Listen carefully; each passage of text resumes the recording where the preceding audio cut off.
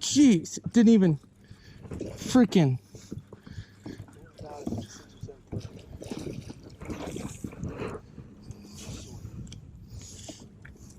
I didn't even like. No, the rod just freaking just took off. Jeez. Kind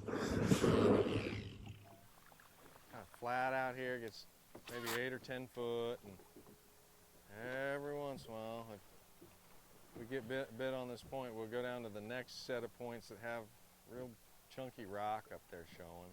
There he is. Oh, I missed him. Dadgummit. I'm telling you, I had a bass bite right there. Yep. I don't know how big he was, but I had me a bite. He had it in his mouth, and he was swimming off, which does one thing for me. All right. It just gives me confidence that I can go do what I really want to do tomorrow and catch them. Yep. I mean, but I am really trying to do something else than this. Look at this. That's a keeper. That's a keeper. Starting to get a little on the chunkier side. That's a pretty healthy little specimen, maybe 16 inches. 2.5. Kind of sitting shallow, but out on these rocks.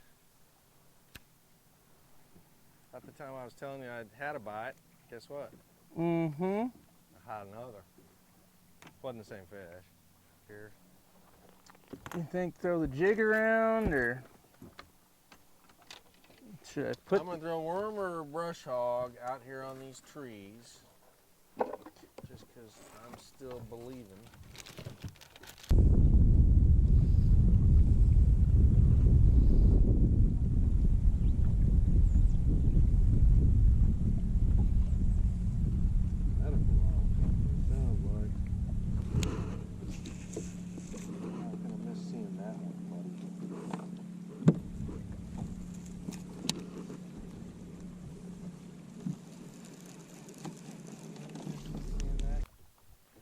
Some of the big old rocks on that point up there look like a good topwater spot to me. This pocket can have them out in the middle, suspended. I've caught them on that cedar right behind it.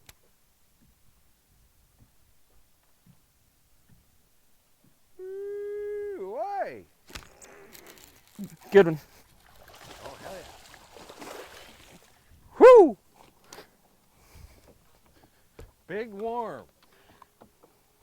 You can throw that topwater all you want. Whoo, baby. I don't think you'll catch a fish like that all day on a topwater. Nice keeper on the big worm. Nice. All right. 2 keepers today and a short. You want me to put that phone back in here for you? No, we're going to catch more. I'm going to need it. Take more pictures, right? That's exactly right. And hell, you didn't make but a few cast, put that topwater down. A few casts with what's really going to get him caught. Look. Uh-huh. Hate to be so one-sided, but that topwater is a kiss of death for a lot of guys that tournament fish. Single hook, they generally get in the boat. You had him hooked good. Yeah. See? Yep. Topwater and all them trebles can give you some grief. He ate it good. I mean, he just started swimming off with it. And how far down and how deep was that? You know, it was Didn't up. look like it was that deep. No, I don't think so. I mean, I couldn't. He hit it so quick. I didn't have time to even really think about how deep it really was. And he was probably suspended. If he hit it before it got to the bottom, that's usually how that bite happens. It's really fast and furious and fun. So how deep of water are we fishing? And well, we're like in probably 18. The nose is probably in 18, and you know, I don't know. That's the real question when you start finding these fish that you're not catching them on the bottom. mm-hmm. You have to start trying to really analyze how far down you were to make it happen again on the next tree. I mean, that fish may have just been pushed up there because of the pressure on the bank and it's morning and there's wind pressing against the bank, and he may have just slid up and been ready, sitting on the first big pole off the bank waiting for something to come by. Yep. Waiting for a sunfish. But they're not all doing that, or we'd be wrecking them. Right. So actually they get out in these outer trees and just suspend, and can be quite challenging to catch. So what makes you cut off right here and not fish some of those trees right there? It's just not that time of year. I mean, there's fish back there, don't get me wrong, but these fish have been adjusted to current. Your biggest fish are gonna, I believe, are gonna be out here closest to the current until we get that fall press where you can look back there and you can walk back there on the shad. Mm-hmm. I think there's bass back there, but I just doubt there's a 5, 6, 7 pounder back there. Okay. And to me, that's, now if it's springtime or the water's up and we're bank beating, which we've done for the last 10 months, sure, maybe. Yep. Actually, probably not. I'd stay out here close to the current, but you know,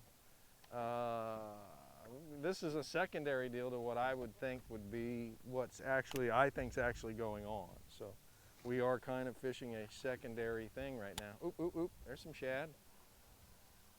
These are the trees right here. These are the trees. Well, that's a classic spot. Anytime you have a cedar falling over, you can throw to the shallow side and dangle your bait over it. Oh, God. First cast with a jig. I should have caught him. I don't know why I didn't. The fella just popped right out of his mouth. Does the fact that the bank goes from bluff to this little rock do anything for you as far as triggering anything in your mind? In the right time of the year, it does. Right? It does, absolutely. Transitions and things like that. I'm not as convinced that they pay so much attention to it until the water is cooler and we have retaining heat issues. I'm just not sure right now. He's more likely to be up there. If he's up there pestering a green-eared sunfish. But that gravel, does it retain heat better or worse than the bluff? Well, I think it's probably the transition that attracts them. I don't know. Gotcha. I think just, you know, if we had some runoff, it had just stormed the night before, hell, we'd be back there. We'd be picking these small ones where they don't have to travel very far to go to it.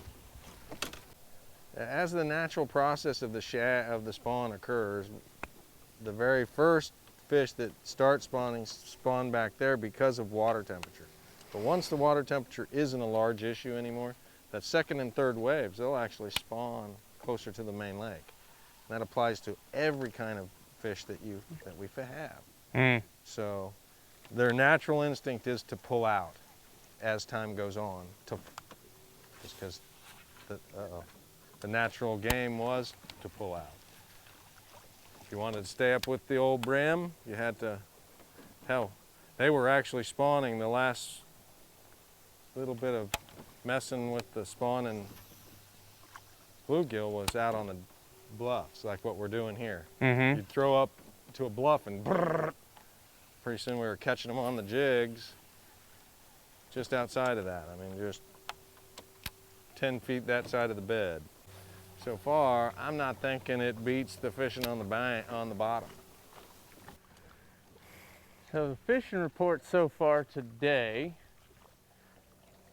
we caught a short and a keeper off, I mean, you'd call that offshore? Just off the bank. You, Yours was closer to the bank. You know, both of those are just it was a fishing. shallow point that I caught my short. Right, right. And then right. you caught yours off the bank, pretty much. Well, it's still very flat and shallow there. But, I mean, that's the dragging aspect of the game that's really, it's what's going on. It's by far what's going on. Of course, I just would love to have a tree game going too. Oh, that was a good one. Got him.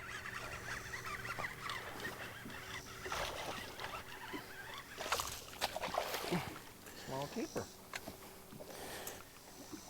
He been caught before. Yeah, he's one of Mike and Bryce's pets. Careful now. Oh, shit, he's feisty. That's I don't know if he'll keep. Either way. He's not a winning fish, but he's a fish. Let's just see for grins. Yep, he is. Small keeper. 15 and a half. That's 3 keepers today. Yep. Quit your flopping, brother. Let him go. Get that bait out again. It gets better right up here, I think. Generally, if you're around the green ears, I think you're around his enemy. At some time, usually. On this lake, I've seen them push green-eared sunfish up onto the bank on this lake. Yep. And there's shad just everywhere. They could just be messing with the shad, and eventually they do go to that. I think this is one of those lakes that not all of them ever do. We watched one do exactly what you just talked about on the bluff wall. Big Kentucky pushed a green-eared sunfish into this crack on the bluff wall. He's like, I'm getting you. I dropped the jig in right behind him, wham, caught him. Keeper Kentucky, 15 and a half inches.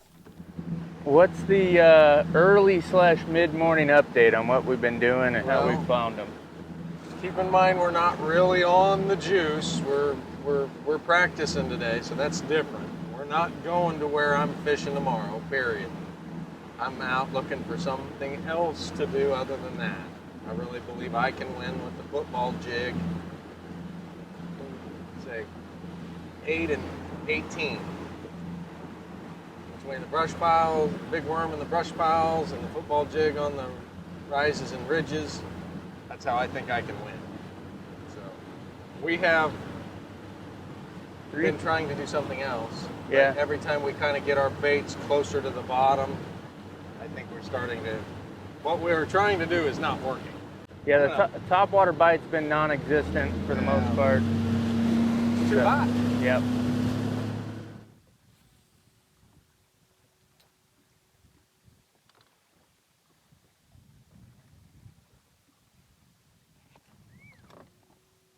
Got him? Yep. I don't know what I got though. Coming fast and hard. It's a drum.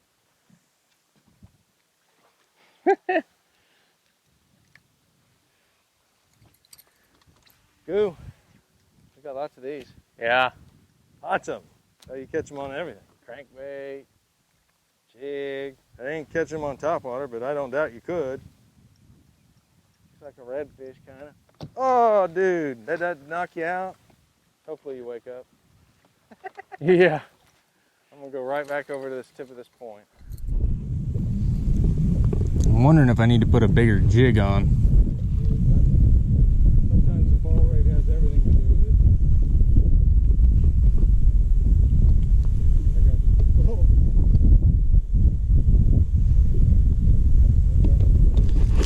it. Got him.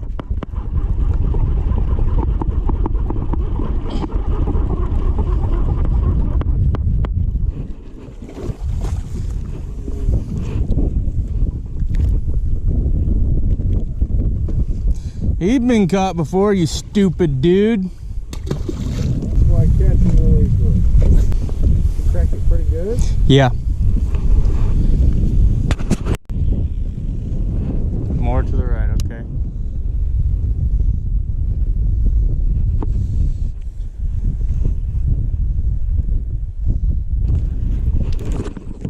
Oh, do I still have him? Yeah. No! I don't think he was that big. Did you see him?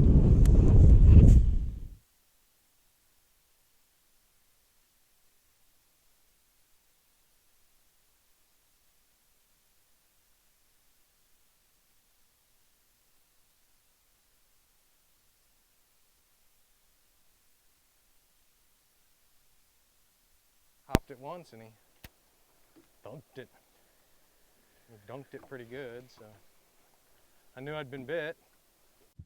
I'm gonna turn the nose this way. You might cast out here into this. Oh God, big one just busted right directly in front of the boat. Okay, sure. Is that like a top water type of situation? Oh yeah, it could easily be a topwater situation.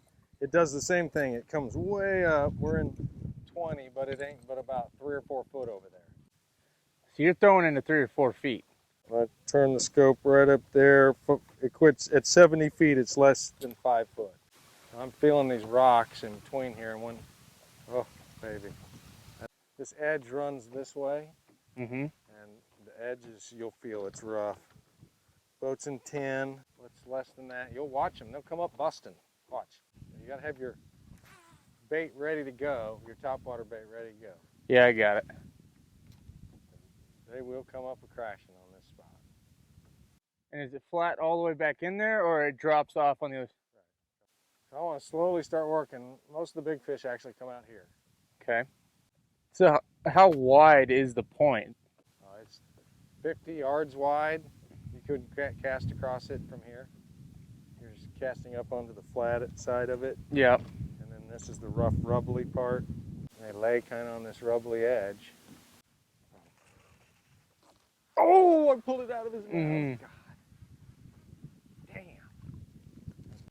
I'll let him do it to you.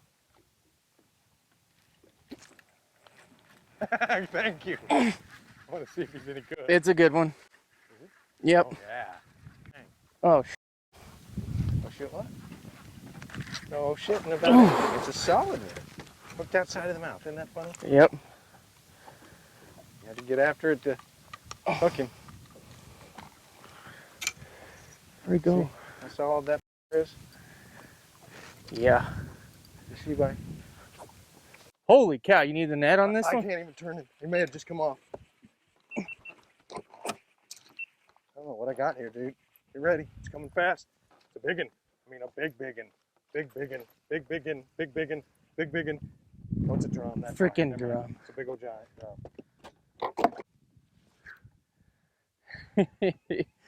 How about that? That's a sizable drum. Boy, when I laid back on that drum, that's what them big ones feel like. You know, you're saying to yourself, that's not a bass. But in fact, sometimes it is. Is this historically a spot that you've done good on? Oh yeah, I've off these laydowns. Now this is years ago when these laydowns were beautiful and somebody placed them, but they have shrunk in 10 years to nothing. Those used to be trees you could barely put your arms around. It's also really flat right here, which is another thing that seems to really attract those fish. It's not sharp. Hadn't been really sharp anywhere I'm going to fish those deeper spots. They're kind of flat and shallow, way off the bank. And there'll be a little spot in there somewhere where it's magic. Get one? Little guy. I'm just gonna putter us up here. Oh my God, that is little. I'm gonna putter us up to the pylon so I can shoot it with my active target just to see if there's anything laying on it, like a table rock pylon. Okay. It might be out here on these columns. Woo, I see them.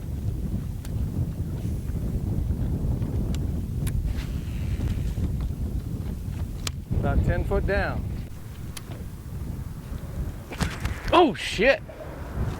I just got thumped hard. That was probably a white bass. Kentucky. You think it could have been a Kentucky? Oh, yeah, for sure. Got thumped real hard. Yeah, if I had my drop shot pole with me, I might be able to get him to go.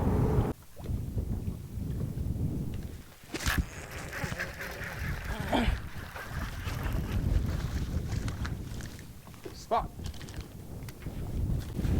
That's something you don't you don't really do on Truman Lake a whole lot. Fishing the bridge pillars.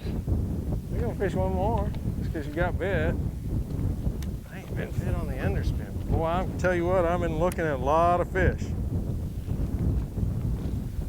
Do you have one of those big spoons?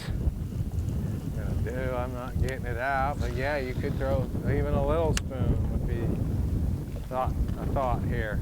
Drop shot for sure. That's what I really want to do is throw my drop shot. We're just kind of playing around. Now I'm hung up on it.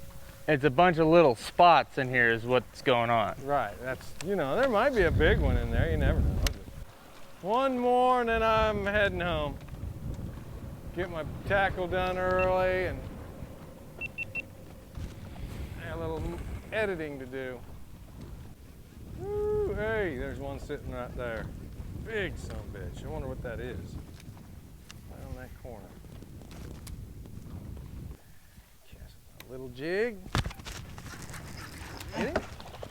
Little brownie. Little can. No, that's a black. Yep. Just little. We're throwing the wrong thing. If we'd thrown something probably small enough, we could catch it. What's that? If we throwing something, you know, the right size for these size fish, then we'd probably be doing better. But You still throwing the swim bait? nope. What do you got? Little spotty. No. Blackie. Can't all be little guys. You would think this far off the bank, no. You would think that there's one more just for grins. We've about got a bite on every column. That's how the last one bit it. You lay it right up against the rock there. Spotted bass. Boy, you guys are crazy. Crazy. No, they're right up on that wall, dude. They're on every column, dude. Stockton, you can do the same thing at Stockton. You generally catch a few more keepers at Stockton doing it. Well, we went from like 9 fish to 15 total real quick. Yeah, except the little guys. Even though one could be sitting right there. It was a lot of fun. David, you're practicing for tomorrow. That's correct. So we went to nowhere. I'm going tomorrow. And that's one thing you'll see in his fishing reports that we put up. He always talks about not hitting on the fish that you're planning on fishing the day of the tournament. And so David, today you told me to have big worm, jig, top water, and I had the crankbait, the balsa square bill as well. Tell me a little bit about what we were doing today. Well, I would tell you, at first we tried to make those fish bites suspended. I mean, that is really the holy grail when it's going on this lake.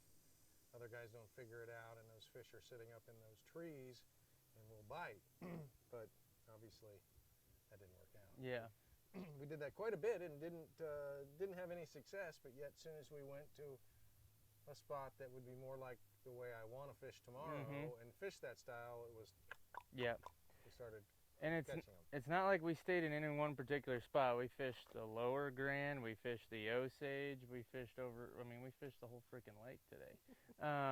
So I promise you, we didn't go to anywhere where I'm going tomorrow. Yep. And that's really a big deal, but we were able to go out and prove to ourselves that it's still going on. Yeah, exactly. Now, we caught 15 fish today, and we caught like 6 or 7 in real short order, kind of messing around by the bridge pillars.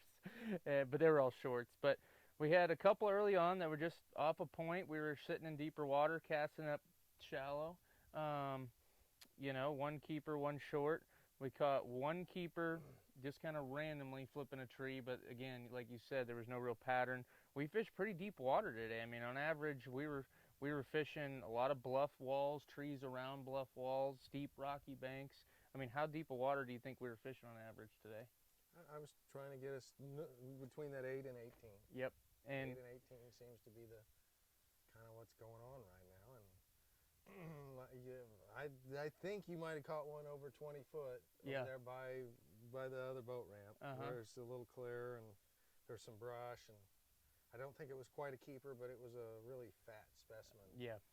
But, the fish, if you notice, we are catching off the bank quite a ways, are a little healthier, like that last really nice, say 3.5 pounder we caught off the bank. Yeah. Water temperature was pretty much 86 everywhere we went. Water clarity was good in the lower Grand. I mean, it's good all over, whether you're in the lower Pommy, the Osage. A little dingy mid-Osage maybe, but as soon as you got out on the main lake, I mean, it was right. I pretty would clean. say for Truman standards, yeah. if we're not comparing it to Table Rock or like the Ozarks, it's extremely clear. So we haven't had a lot of rain, and they quit tugging on the lake, except in little bursts to make power and things like that, put some water in like the Ozarks. But the long-term pulling is done for now until we get more rain, but that's what I want. Yep. We caught, the one on the big worm, just a, plum, big worm. Caught one keeper on the bone colored, just medium sized whopper plopper. But really the jig bite was really what worked for us. And you were throwing a 5/8. I think I had a 1/2 ounce or 5/8 on PB&J. Green pumpkin trailer dipped in chartreuse. Mimicking a green-eared sunfish. Is what they really eat lots of, and people just don't realize, I think, that they will pass up a shad to eat their arch enemy that messed with them while they were bedding and ate some of their babies. Yeah. Topwater bite really, I mean, a couple weeks ago I had a pretty good topwater bite 2 days in a row. Today it was, I mean, there was some small fish that would come up on it, but it was fairly non-existent today. So I think that's the difference in the water level and the water moving and water being cooler and all kinds of things. When it's moving, it's cooler. You know, they get around those green bushes and you get a larger population up shallow and you do catch them better on top water. It's not, it's just, you know, I'm just one of these guys that believes you got to be careful.